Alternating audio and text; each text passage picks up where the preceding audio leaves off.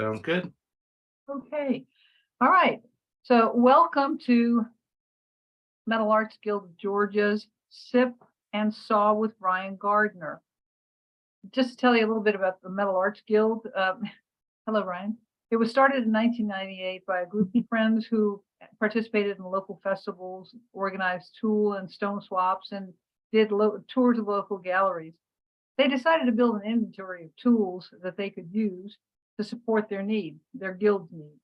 In May 2015, the status of MAG was formalized by the creation of a 501c3 nonprofit, and that's what we are now. We leased a building in Doraville, a community about 15 minutes north of the downtown city of Atlanta, 15 miles. At this point, the MAG studio is one of the best equipped and stocked studios in the Southeast for learning the ancient art of metalsmithing. Thank you, Ryan. In 2022, MAG launched a new website, added a robust schedule of classes at all levels, and expanded our offering of live in-person and virtual workshops with artists from all over the country. Our classes, workshops, and open studio hours can be found on our website at metalartsguildgeorgia.org. We hope to see you there for our classes, workshops, live or virtual soon. We hope you'll consider becoming a member of MAG if you are not already and taking advantage of the discounts that we have on classes and workshops. Members also get to participate in our free Second Saturday education program, which is pretty popular. Our open studio program, which allows you to use our studio in the fully stocked studio for $5 an hour in such events as this, Sip and Saw. So today we're going to be talking to Ryan Gardner. Ryan is going to be teaching a workshop at MAG on Saturday through Monday, August 5th through 7th. We're delighted to have him back. Registration is still open and can be accessed on the MAG site under our classes. Live and virtual are available for this session. To tell you a little bit about Ryan, and I'm going to let him talk about himself in a minute. Ryan grew up in Central Ohio and was interested in art. His father was a commercial pilot. He had a sister that was a performer, but nobody else in his family told me he was actually into art. He attended Bowling Green, where he studied with Tom Muir. You'll recall that last month we had Tom Muir for a Sip and Saw. He took jewelry as an elective and basically fell in love with it. Prior to that, Ryan says he did not know that fabricating jewelry was a thing. Is that correct? Yeah, no, that's correct. I mean, not as an art form of being, Right. An artist, Right. jeweler. He received his Bachelor of Fine Arts from Bowling Green in digital design focused on jewelry. He moved to Colorado after graduation and worked with Michael Boyd for several years before going out on his own about 5 years ago. This is Ryan's third time at MAG, correct? Yeah, it will be. Yep. Okay. It's the first time we're doing a 3-day workshop. Is that correct? Yes, I believe the other ones have Okay. been 2-day workshops. Right. I think. So what's new in this workshop compared to the other workshops we've done? So the big thing, and I'm going to show you some examples of all the stuff we're going to be doing, but so a big difference is going to be we're going to do a big focus on relief carving. Normally the workshop kind of focuses on intaglio carving, which is the gold bubbles I do, where it's carved into the back of the stone and meant to be looked through from the front. And so it looks three-dimensional, looking at it from the front of the stone, but from the back, it's recessed into the stone. What we're going to be doing also then is that relief carving, where it is carved on the front of the stone. If you get really, really good at it, that's where you're going to do, like the cameos where they do the portraits and stuff of, on the top of a stone. That would be a relief carving. And so we're going to, it's a 3-day class. We aren't going to be carving portraits by the end of it, but we're going to get into the basics of looking at those three-dimensional forms and where you need to, remove stone as opposed to leaving it, so you get that look that you're wanting and you don't carve away the wrong area, kind of thing. So that's one of the biggest things being added is the relief carving aspect.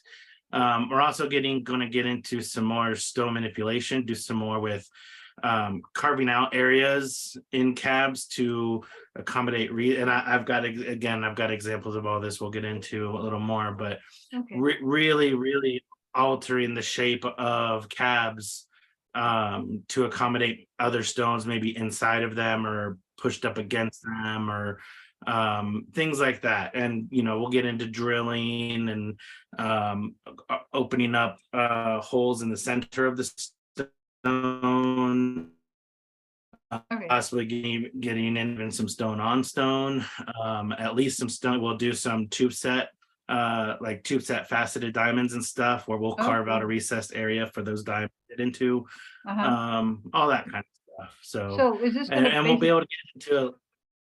So go ahead. oh, I'm sorry. Will this be, it sounds like it might be a lot more content than the similarly named workshop that's on your website. Is that correct? Yeah, oh yeah, the in-person, especially 3-day, will be a lot more content. Just the online, versions of this name are demo based and they're very short. And so it's just a minimal introduction to some of these techniques.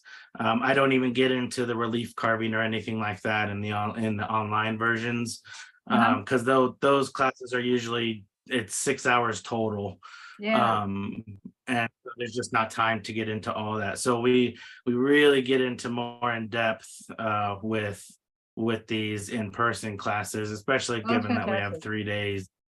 And So people will actually be able to see you and ask you questions, et cetera, and at the live part and the virtual as well.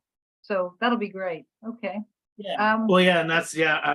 I'm excited to try this virtual hybrid like you guys have it, where if I understand correctly, the people live are there the whole time, right? yes. They're in the background, and so they can ask questions during the day, just like if you were there in person, correct? Yes. Yeah, that's Yeah. awesome. So yeah, that'll be interesting to have those people following along from home. Well, that'll be great. So I'm going to leave it to you now. If you want to show us some of your work, talk to us about your process, what inspired you, et cetera. I gave a little brief summary. If there's anything I missed or anything you'd like people to know about you. Oh, great. Yeah, sure. So yeah, like she said, I'm here in Colorado now.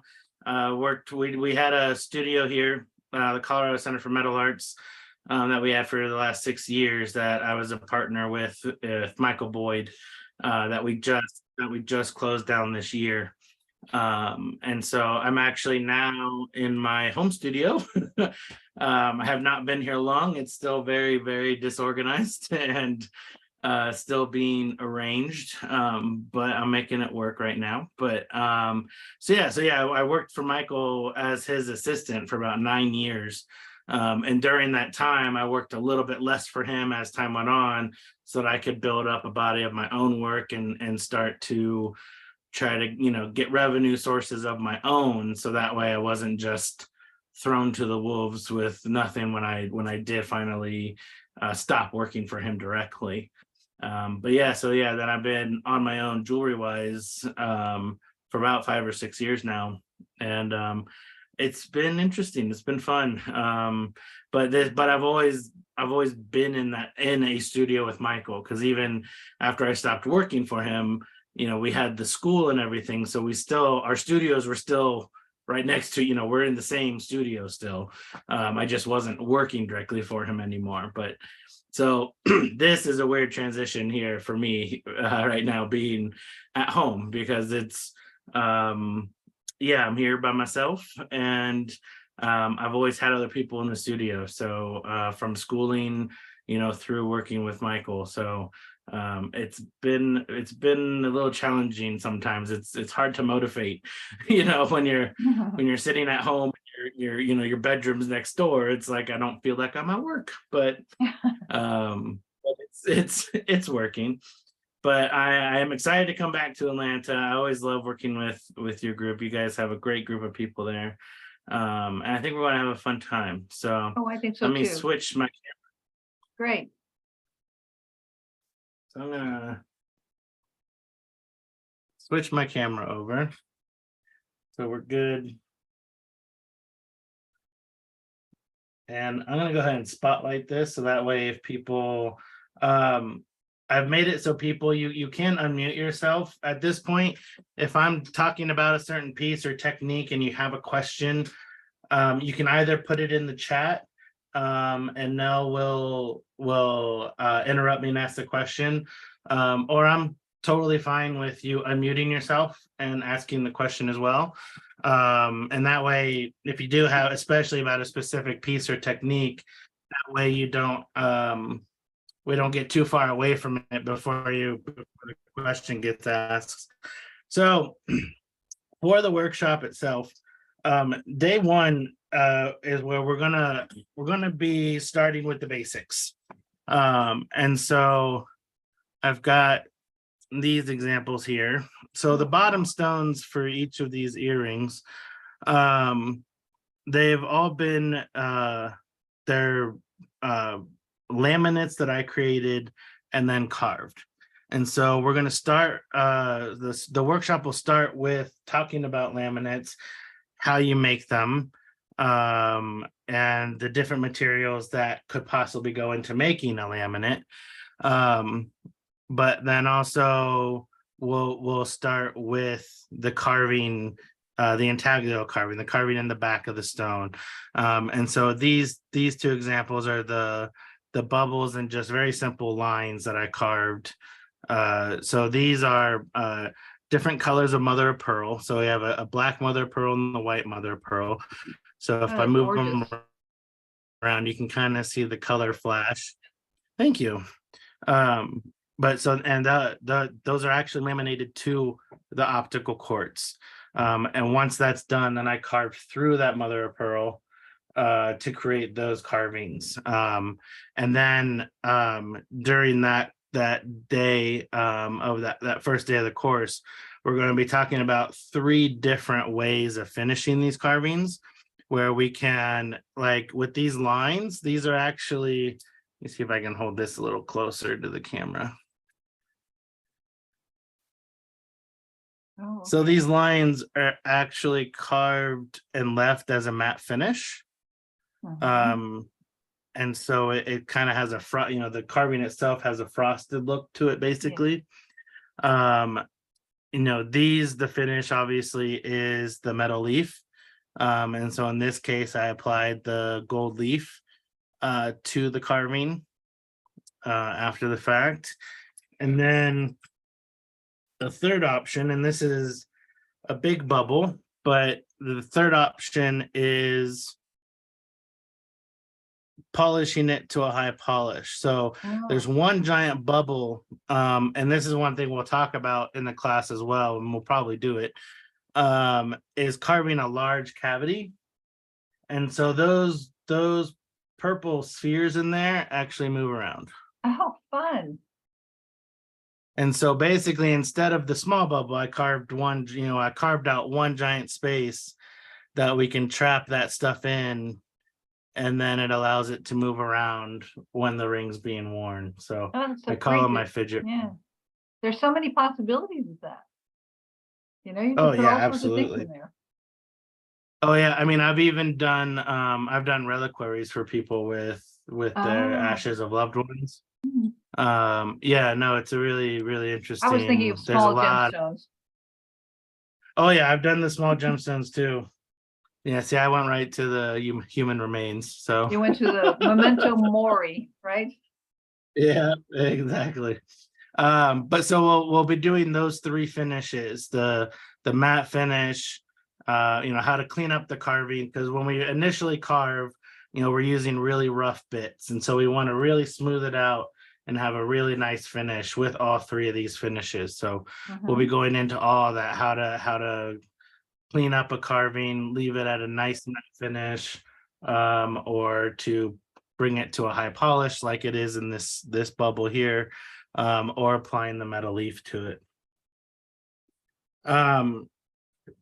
These are other examples where, and so these are actually, there's a couple layering here. So like starting with this one, this is a rutilated quartz that had, sorry, wrong direction. let me get on camera.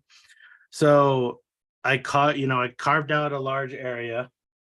So it's a big kind of domed out area on the inside. And then within that carving, I carved the gold bubbles into that area. And then because that dome, because the underside is domed out, I was able to set it then with over top of a diamond that's Oh, set in a love it. tube setting. And so you're looking through the different layers of the original stone through the carving, and then the diamond that's behind everything there.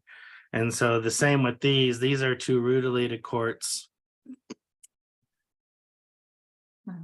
That one has a diamond behind it and one has a lightning ridge opal. And so you see, with opal especially, you get hints and flashes of the color from it, depending on the angle that you're looking at it from. Oh, that's And so then much again, fun. the diamond. Yep. And That is so a we'll get lot of into fun. that kind of stuff. And then also just, and part of that first day too, we'll be talking about carving some different patterns too, how to achieve, what I like to do a lot with it is, just adding some texture and, kind of, I don't want to say graphicness, but adding that a little more pop of interest to these stones. Like with this amethyst, where I call it kind of my starburst pattern was what I use. And so I tend to use this a lot when I have a stone on top of another stone. And then I carve that burst pattern where it's centralized from where that stone is going to be on top. So it looks like it's bursting from behind the stone that's on top there. And then these are, just some other examples. Like this is just, I call it my confetti cut. It's just kind of a randomized texture using a different carving bit than what we'll use for the ball burrs or for the bubbles. And like on this one, I'm mimicking, I went in to try to, so that top stone, if you can see the color flash, that's a rainbow lattice sunstone on top, which has very, very, it has really nice lines to it, crisp lines and pattern in the rainbow lattice. And so the carving, I was, trying to mimic kind of that patterning that naturally occurs in this top stone. I was trying to mimic that patterning in the quartz with the carving with the gold leaf. So different ways you can go about, using those carvings to your advantage design-wise. Here's another example. This ring isn't quite finished yet, but a more refined starburst. And so in this kind of shows, it's a little hard to see on camera. Let me get it closer. But on top of the stone, and we'll talk about carving the top and the bottom where they interact with each other, because so that's a rose cut sapphire, but where that's set, I've actually, if I can see it on this, you can see it's kind of, there's a divot that it sits down into. And so that concave carving actually reduces the carving that you see through it that's on the back of the stone. So if you look closely, if you follow the line, see where it looks like the carved line gets smaller when it's in the bubble. It's not actually carved smaller. That's the same thickness all the way to the end. But because of that carving on top, it affects, visually, it has a lensing effect that alters how it looks from the top. It looks like a star within a star. Yeah, it does. That's really and cool. So that's what we'll talk about, that how you can kind of use these very simple carving techniques to really add some dynamic design to your stones. And then so day two, so that should take us through the first day. Day two is where we'll get into the relief carving. And so we'll start off the day. So this is a ring I'm working on. Mhm. So this is relief. So this carving, you can feel it. It's 3-dimensional on the top of the stone. And so we'll be and then I have this one here I'm working on.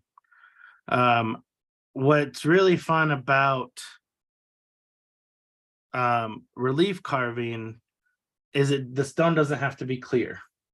Hmm. With the intaglio, with the intaglio stuff like this one, it's meant to be seen from the top of the stone, but the carving's on the back. So the stones have to be clear in order for this to, just for the work to be seen. The stones have to be clear or mostly translucent. And so this is the top stone is a portrait cut sapphire that I carved the back of, and then an optical quartz with the carving and the gold leaf behind it. So this ring's not finished either. But so this, the intaglio technique is really meant to be on the back of a clear stone so it can be seen from the front. Mhm. The relief is the top of the stone. So you don't need to see the back of the stone. And so you can carve these designs and add these things in to the top. And it doesn't matter what's on the back. And so you can do these with an opaque stone. And so you can really add some really nice element and design elements to just your regular opaque cabochon. So like this one is a dinosaur bone, Yeah. red dinosaur bone that I'm carving. Where I'm carving the stone itself. I don't know if you can, the top of the stone's at an angle. Mhm. And so the one side of these little grooves are shorter than the other side. So this side has a lot longer grooves. So they're going to have more of a taper in. So I have them thicker at the bottom, going to a taper towards the center hole there that's drilled there. And then it's going to get a stone will be set on top of it. So those grooved carvings, are meant to be flowing in the direction of the stone on top. And so we'll get into these are the only examples I have at the moment here, but we'll be getting into a few different ways of carving some different elements as relief elements. And we'll be talking about going about doing imagery. But imagery itself that's a whole workshop in itself. Mhm. So we'll talk about, we use the same techniques that you would use for imagery. It's just a lot smaller and a lot more refined. And so we'll be talking about that, but we probably won't get into imagery because we just won't have time to get into that. But we'll get into the basics of that relief carving and how to look at it to create that 3-dimensional elements that you're Mhm. looking to achieve. And by imagery, you mean something that's recognizable as like an animal form or a human form or something? Yes, exactly. So there's some really amazing carvers out there that they'll can carve a portrait, they'll carve an animal in detail. If anyone's familiar with Harlan, I can never pronounce his last name. Delgrave, I believe, is his last name.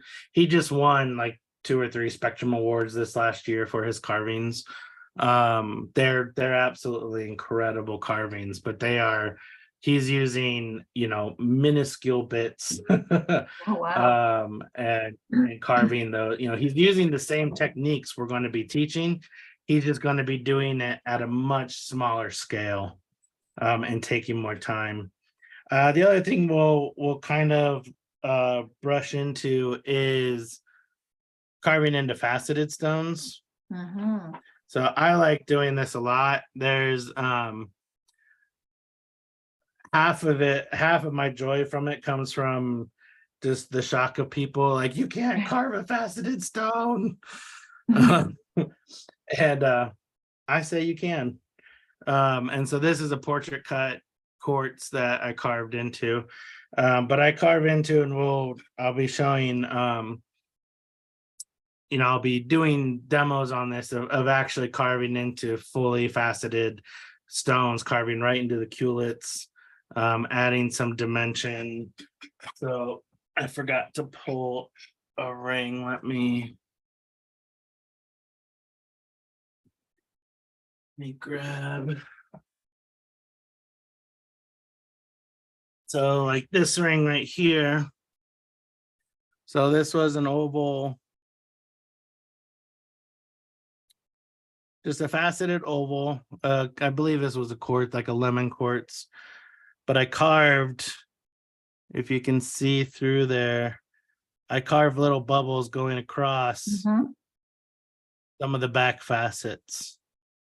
And so for me, some of these faceted stones, especially when you get into just the generic ovals, just the bigger generic ovals and stuff like that, they're kind of boring to me. And so I don't know if I can get a good camera angle, but you can kind of see go the other direction. Mhm. You can see the carving I did in the back of the stone. And so we're talking about techniques on ways to hold those stones, especially because when you carve into the faceted stone, that's where you don't want to have any skipping or anything, because if you scratch a facet you weren't wanting to carve, it's impossible to um Remove finish it. that. Yeah. You'd have to have those facets refaced. The other thing we'll talk about, what I love to do, is carving into included stones. So like, especially, so this is related quartz again, Mhm. where they're domed out and carved within the doming and put back together to look like a sphere. Oh, that's great. Yeah. And so we'll be talking about that. But also these natural inclusions. So like this is lodolite and tourmalated quartz. And so I like to carve where it looks like the carving is interacting with those natural inclusions, like they're coming up through. So like a really good example.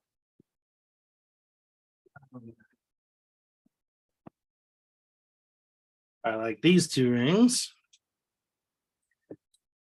So you've got this one with the lodolite, where there's bubbles behind, bubbles up above, and bubbles coming through the lodolite. So it looks like those gold bubbles are floating up and coming up through that lodolite inclusion. But then also there's like this one where it has that plane of rutile patterning. So if you can see that, so there's that beautiful plane that's just that single plane of rutile. And so if you can see up, it's a little hard to see on camera, but there's bubbles behind it. Oh, And then wow. if you look, especially if you look on the edges, you can see, the bubbles that are coming through the rutile layer, and then the ones that are obviously, really apparent where they're in front of the rutile. So depending on the angles you're looking at this stone, you can see the bubbles hidden behind that layer, coming through the layer, Oh, and then on yeah. the outside of. That's So fascinating. It's multidimensional. thank you. Yeah, it really, I love playing with that dimensionality where you're Mhm. playing with that. The other one I like to do that a lot with is like pyrited quartz. Trying to see if I guess I don't have one. So okay, I thought I had an example, but I don't. But there's um stones that have pyrite inclusions, so they're a flat layer. Mhm. And so you've got the bubbles behind, or whatever you're carving behind that flat layer, or that layer of the pyrite inclusions. And so it adds dimension in that sense. But here's a couple other examples. This is a dendritic quartz. Oh, So the black is a natural inclusion, the dendrite and the quartz. Looks really oceanic. oh, that's Um, beautiful. and I have the bubbles, kind of concentrated at the bottom, and then kind of looking like they're floating up through the plant life in the ocean kind of thing. And so I can flip it over, and so you can see, so that's the carving on the back. And so you can see how, bright and apparent it is, but because of the dendrite and the inclusions make the stone a little more translucent, it makes it kind of foggy to look through, and it just adds that dimension to the carving that you're doing. The other example I have here is, this is called sea urchin quartz. It's a hollandite inclusion, but they look like little sea urchins. And then in this case, I carved just a little starburst behind the two of them.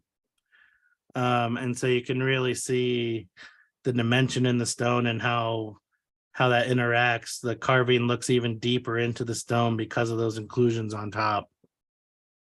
So just ways of playing with those inclusions. Am I going fast? How are we? Do we have any questions or anything? Has anything? Well, if people have questions, I think they're unmuted at this point, correct? Yep. Okay, Yeah, they can unmute themselves. Yeah. Okay, great. okay. We'll keep going. So let me just ask you So this, of then, everything you've shown us so far, what's your favorite? um, oh my, that's a hard question. So, I mean, this has always been one of my favorites. Oh, yeah. Just the piece itself. I love the piece, but I love included stones and Mhm. working with included stones. So this is one of my favorites for sure. That's lovely. But I'm really having fun with like doing this right now. Um, and so I've been having fun kind of experimenting and getting good polishes on these carvings on the top. And so I'm really liking they're simple, but I'm really liking them right now. For So someone those who's are not probably a couple of done, for someone who's not done any carving, how difficult would it be to achieve something like that? I mean, like everything, it takes practice. Mhm. Let's switch over for a second. I mean, it just and that's what I try to tell students in the class. It's, you're not going to leave a 3-day class being a master carver. It's going to take practice. I'm showing you the techniques and how to achieve it. And it's just going to take practice outside, outside of the class to get a really good handle on it. But even by the end of the 3 days, I think I've not had a class, at least that I'm aware of, where somebody has left thinking there's no way I can do this Oh, no, outside of this class. no, because I've They, seen, I've seen the results of previous classes and people are wearing them all the time. yeah, yeah, no, I've had great students at Mag. So actually, I still use some of the photos from the students in the Mag class Oh, really? That's in some of great. my slideshows, because they did go above and beyond. Um, so Okay. he so There's yeah, something no, from Steve they you Smith. can really. Yeah. There was a comment about Huh? Dallas Hargrave is the Spectrum winner you were thinking about. Not Dallas, but Harlan. I don't know. And there are some questions in the chat. Janice Phillips wants to know if there's going to be a supply list given before the class. There's I believe there's one on there. There's um one on the website. I was gonna say there should already be a supply list. Right. But how I actually approach these workshops, because there's, especially with the diamond bits, there's a lot of different diamond bits out there of different shapes and sizes and grits, that I bring a really large variety for students to work from, so they can experiment and explore those bits um, without having the expense of buying all of them. And so they can find the ones they like, they can, explore the different, the shapes and what they might be able to achieve, and the different designs and aspects they can get out of those different bits. And then they can go, I'll have some with me that are new and available for purchase. But this is a class, you don't have to bring anything with you to take this class. Well, that's great to know. So I will bring, I bring a bunch of glass cabs of different shapes and sizes for students to experiment with before they go. And I always encourage students to experiment on the glass cabs before they go to their stone cabs. I also encourage students to bring stones that they want to alter and want to explore carving. And we can look at them, talk about the different, there's going to be stones that are a lot softer that you might want to approach differently than, say, if you were carving, a sapphire material, that's going to be one on the harder end of the scale. But then also, but it's that practice with the glass calves, I think is important. So there's also, it kind of takes away the fear of damaging a stone. So you're a little more experimental and kind of aggressive with it versus, holding yourself back because you don't want to damage your stone. Yeah. And so I bring all that stuff with me for students to use. So it's an easy class to get into. Okay. So basically, we've still got a lot of participants out there, and we have plenty of time. So if anybody has any questions, has any comments, would you like to open it up to that now, Ryan? Yeah, they're welcome to. There's a few more things I'm going to show you too. Okay. So on day 3 especially, we're going to get into wonderful. that's where we're going to get into shaping, reshaping wow. stones. And so these were stones, the 2 agate forms I had cut as solid stones. And then I decided that I cut them initially for them to fit up against each other. And then I thought it'd be really cool to throw this giant citrine into the center of them. Oh gosh, you were right. And so we'll be going into talking about how we go about lining that up and carving out those areas to accommodate a stone recessed into another stone like that. So simple version like this round one. So that top yellow stone, it's a cat eye yellow opal. That's recessed all the way down into that ocean jasper. And so the ocean jasper, been drilled and carved out completely.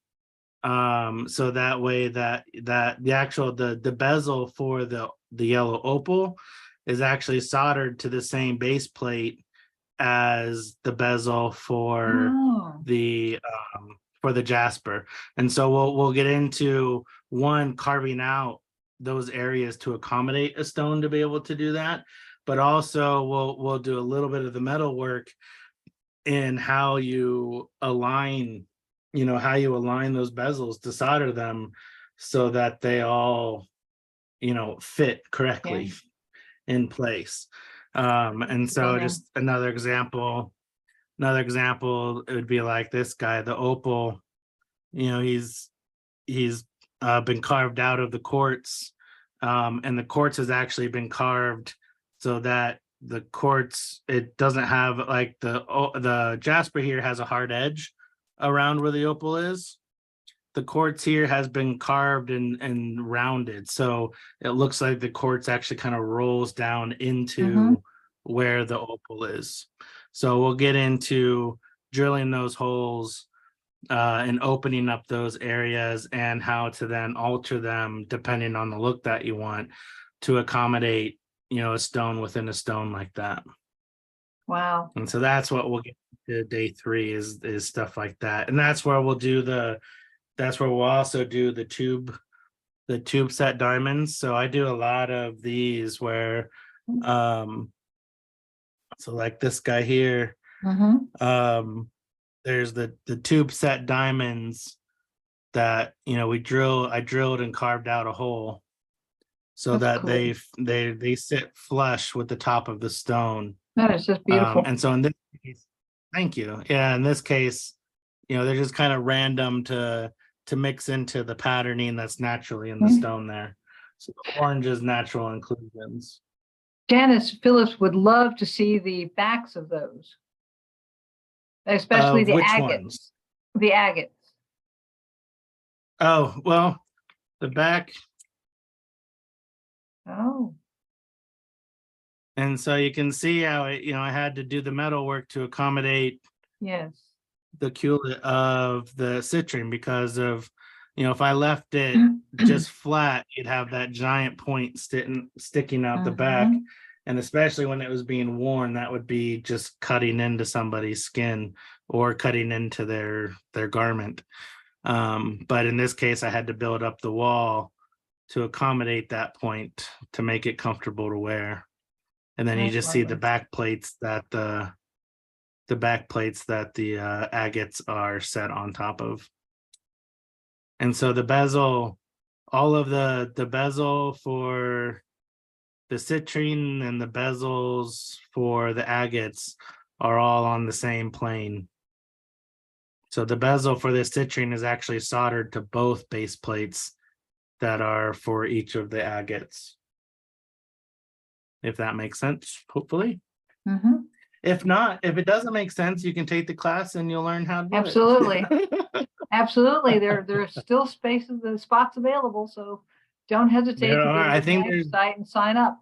I was gonna say, I think there's definitely spaces virtually, but I think there's still even a few spaces in person. Right. So Right.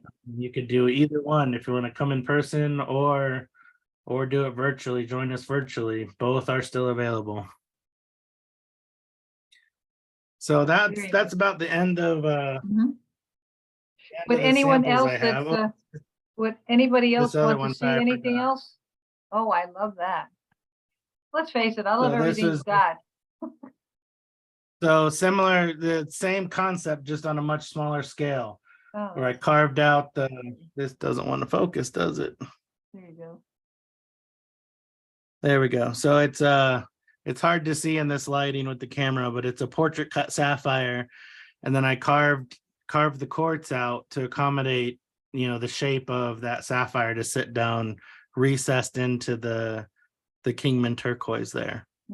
So same concept of that big necklace, just a different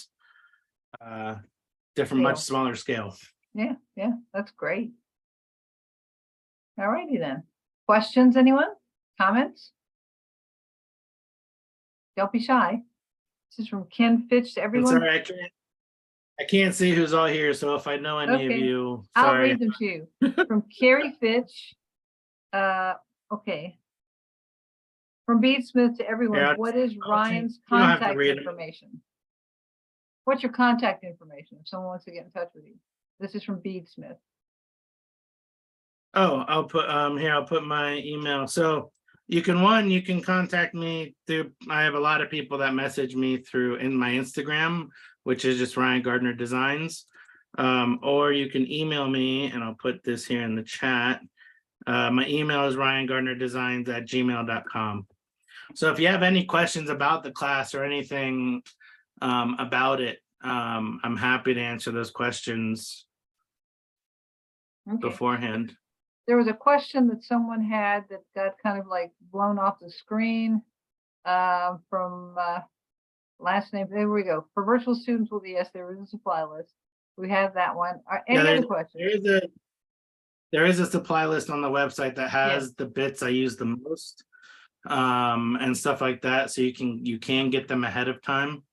But even if you don't have everything, you can still do, I don't know how Matt does, Nell, do they have access to the video at all Yes. for any length of time after? This is being recorded, and we've been uploading them on, I believe it's Facebook. I mean, the Joan class Barnes. itself, if they, Oh, yes. Anybody they that participates class in the virtual? class, anybody that participates in the class that you're going to be doing has access to a recording of that for 30 days with the virtual students So, and the so live there, students. so even if you don't have every supply on the list, you'll still have access to the video to go back to and reference as you continue to work on it for those 30 days after. And I'm also always happy to answer questions. I have a number of students that have, I mean, some of them have taken multiple classes, but they've also taken classes, years ago, that I'll still get, they'll still, they'll be trying something from the class and have a question, and I'm happy to answer those. So That's wonderful. Isn't it wonderful what technology has done for us? Now you get no rest, no Absolutely. peace. You're just going to be hounded by people No, forever. I know. And eventually, if you take enough of my classes, you get my phone number. A few people have ended up with my phone number, and I just get texts or phone calls. No, that's great. You're very kind to Yeah. answer them. I might have already changed my number a few times. Any other? All right. Let's see. Where are we located? Oh, they want to know where you are. If you feel like answering Currently, that. currently I'm in Pueblo, Colorado. Okay. All So right. yep, I moved out here after graduating college. I've lived here for about 15 years now, but I'm actually planning a move back to Ohio next summer. So Oh, really? I'll be Okay. moving back to that. So I'll be even easier. I'll be only an 8-hour drive from Atlanta at that point. So Well, that'll be great. We'll have to have you back again and again and again. yeah. Any other questions? We've got time. I have a question. Excellent. Can you talk about pricing, not your pricing, but just the concept of pricing for carved stones and pieces that are made with this type of technique as it relates to, people who are in the process of making work for festivals or galleries? Can you just talk about the Sure. profitability of carved stones? Yeah. Oh, that question. That's always a hard question. I mean, that's one of those questions, you ask 20 people that question, you're going to get 20 different answers. But for me, I try, I've honed it in for myself, that I can do a number of these basic patterns and stuff, like the gold bubbles, like those earrings. Mhm. My kind of my general, they're not quite a production yet, but they're getting there. And so I can actually carve, because I cut the stone and carve it myself. And so I have not only the carving aspect, but I'm also and hand cutting the stone itself before I even get to carving it. But I've honed that in enough that I can do it pretty quickly. And so I tend to not charge for the time it takes, especially when I'm learning or experimenting with a new design or new technique, or, like this ring, carving this guy, doing that. I've not done a lot of relief myself. I know the process, I just haven't done it. And so this was, when I was initially carving that, there was a lot more experimenting that went into that if I were to do it again, I'll immediately, the next stone I do of that will take me half the time. And so carved stones, especially, when you're getting to hand carved stones, they are going to be more expensive than if you just had a basic cabochon, or machine. There's plenty of machine carved stones out there that are generic and ugly, but if you want to use them, that's up to you. But but so, and those are going to be, you know, on the less expensive end if they're machine carved. But you know, a hand carved stone, you know, one, it depends on the material and the value of the material, the size, you know, there's all kinds of factors that go into it, but it's definitely going to be more expensive, uh, you know, in your final price than if it were just a basic cabochon. Um, I definitely so I think mean, it it's lends itself to, more of art jewelry, art-like jewelry. It takes it to a new level, and it's just educating the consumer. definitely. Oh, absolutely. I mean, definitely educating your consumer about it, but also, you know, yeah, the fact that it's all handmade, it's all hand carved, you know, by the artist who's making the piece. You know, I think that that helps with, you know, justifying the price, if that's the best word. I don't know if that's a good word to use or not, but um, you know, but again, a like this hand carved amethyst, it's a big amethyst. Mhm. You know, if I were to do this same carving into an agate, you know, that agate's not going to be as expensive as this amethyst is. Mhm. And so that's where it matters also, not just the time for the carving, but the material itself. Mhm. That makes I sense. assume that Just you're like gonna be, fabricating a ring yeah, out of, you know, fabricating a ring out of silver or out of gold. right. You know, time wise, it's the same time and technique to do both, but the gold obviously is a much more expensive material, so that's going to cost Mhm. more, even though it was the same amount of time to make it. Mhm. Does Beadsmith that wants answer to your know, question at all? yeah, more or less. From a Beadsmith would like to know if you do any mining. Are you going out there with your little hammer and in the sun and getting your own Yeah, stones? I have, and I would Okay. love to do more. I want to do, a couple of friends and I, we want to go do a workshop with Jim Daly, and he's up in Bend, Oregon. We want to do a workshop. He's a good friend, but I want to do a workshop with him, and then we want to go to the Sunstone mine and mine the Oh, Oregon Sunstones on the same trip. But it's a lot of time. You know, when you're doing when you're going out and doing the rock hounding like that. You know, one, unless you have a claim or know someone with a claim, where you're going to find some decent material, you're mostly doing the rock hounding for the fun of it versus necessarily getting a bunch of usable gem grade material.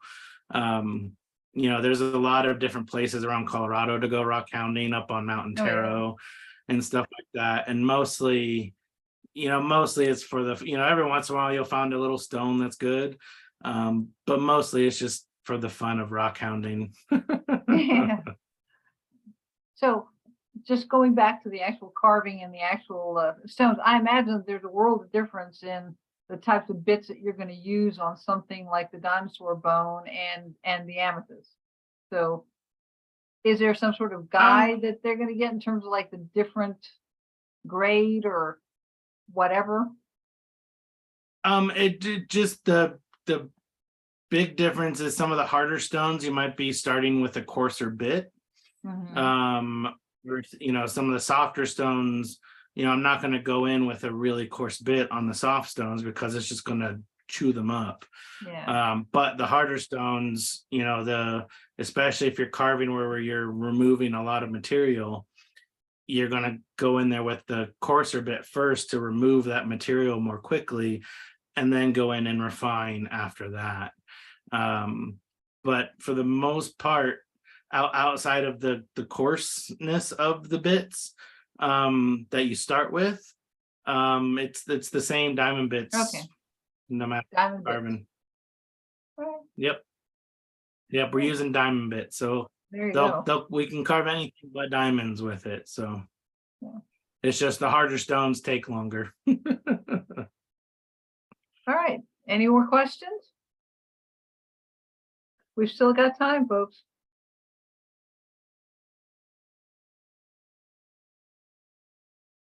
All right, let's All right. see, no more questions here. Someone's wishing good luck, and everybody, of course, is saying that they love your work and it's absolutely gorgeous. Is Well, thank there anything else you'd like to say? That's pretty open-ended. Right. Why does this thrill I you? don't know. I'd I like mean, to know. Why does what you do thrill huh? you? Why does what you do thrill you? Oh, that's a good question. Um, I've always been one, to work with my hands. Growing up, doing art, I always worked with my hands, doing, with whatever art classes in school or just on my own. Um, and it's funny, I think about it going back. It's like I always collected rocks. I would go to Mhm. rock shows, little rock shows with my parents. They'd take me to some, and I'd always, that my mom actually found an old shoebox that had one of my rock collections as a kid. And so, being able to take those, passions and turn it into something I can actually make a living off of, is quite fun. It's something I enjoy. I like the exploration and experimenting with the different materials.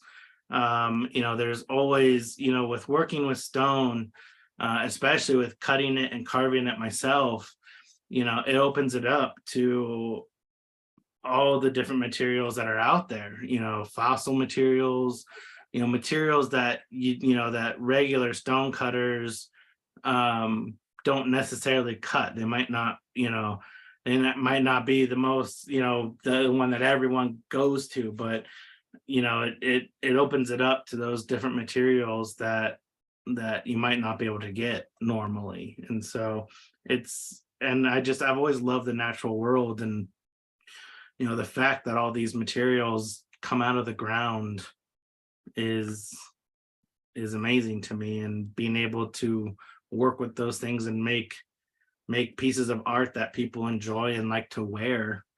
I don't know, I like being a part of that. That's fantastic. Valerie Connerway has a question. She says, I can always tell your work by the unique texture pattern on your metal. Do you hand stamp it, or do you have an etching sheet, or do you have etch sheet? She's talking about the Neither. metal. Neither. Neither. God, if I hand stamped that pattern, I would drive myself nuts.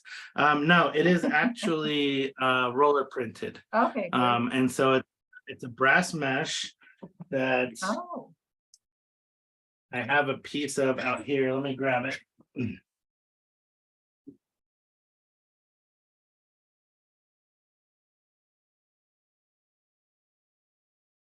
So it was this really fine brass mesh. So if we can see it. oh, yeah. There you can see that's a piece I've used to print wire. And so it's Uh-huh. this really dense brass mesh that actually Michael, it was these huge rolls. I mean, they're like, they're 30-40 pound rolls of this brass mesh that he found at a scrapyard 25 years ago, Really? and thought it was cool, bought it and never used it. And then I found it in his shop and started using it, and it just became my go-to texture. I just love that texture. But yeah, so Yeah, it's roller printed. that's beautiful. And so like like when I do, so like in rings like this, I Mhm. don't know if it's focusing. It is. So the Yeah. texture moves around, it's not all going in one, it's not sheet that I Yeah. textured. And so you can see on this piece where I did a wire. And so I textured the wire and then formed the wire Oh, around. So the texture follows in that same direction versus all going in the same direction. So, right. but yeah, that's the secret. It's just roller printed, not etched or stamped. Okay. Well, Ryan, thank you so much for participating in the Sip and Saw. And your passion shows, Thanks for your work is absolutely beautiful. And I think everybody that's been on has appreciated it greatly. You've got a lot of nice comments in the having chat if you want to me. look at them. Look forward to seeing you at MAG again. And I know that hopefully some more of these folks are going to sign up for you. And I know they Yeah, enjoy. hopefully we'll see some of you. Yeah, hopefully we'll see some of you in a few weeks. And Yep. if you're in the area not taking the class, at least pop in, say hi. Yeah. Thank you so much. It's been a privilege. No problem. Thank All you. right. Thank you for having me. Bye-bye. Thank you, And- Ryan. All right. While we're still on, please go ahead and go to the Thank Max you. site and sign up for his Thank you. class. Everybody can unmute and say thank you. Thank you very much, Ryan. Thank you, guys. All right, Thanks, Ryan. All righty. Thank you. all right. I think we're all signing off. Well, okay, we're down to 6. No, yep. 5, 4. All right, thanks a lot. If I weren't having Oh, knee no surgery problem. Tuesday, I'd be in your class. Oh, phew. Yeah, you'll be recovering. All right, I'll catch you next year. All Ah, right, sounds thank good. you. Bye-bye.